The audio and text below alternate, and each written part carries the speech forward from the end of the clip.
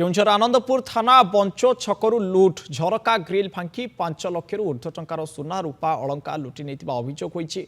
विलंबित राति मार्कंड ओझा झरका ग्रिल फांकी पशिथिले दुर्बृत्त घर भितर पशि गडरेज भितर 5 भरी ऊर्ध्व सुना अलंकार नगद 5,000 टंका और रूपा अलंकार लुटि नहीं। आज सकाळु उठिबा बेलकु कबाट भितर पटु बंद थिबा बेले झरका खोला थिबा देखिबाकु मिलिथिला। परे लुट संपर्क में परिवार लोके जानिथिले। एने आनंदपुर थाना रे अभियोग करा जायछि। किछि दिन भितर स्थानीय अंचल में गोटिए परे गोटिए चोरी लोकंक मनरे भयर वातावरण खेलाई देछि।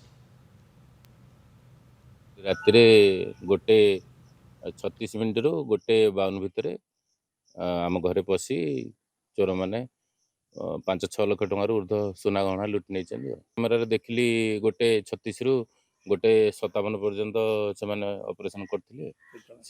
3 जन भाया देखा गोटे भांगी झरकार ग्रिल भांगी भितर पशि जहाँ थिला सुना अलंकार पैसा टंका किसी थिला सब नहीं जाइछन्ती। मो पड़िशा घर मार्कंड दादा मार्कंड ओझा घरे गत काली राति दुर्बृत्त माने झरका काटी ग्रिल काटी पशि 5 लाख ऊर्ध्व सुना रूपा अलंकार सब चोरी नहीं।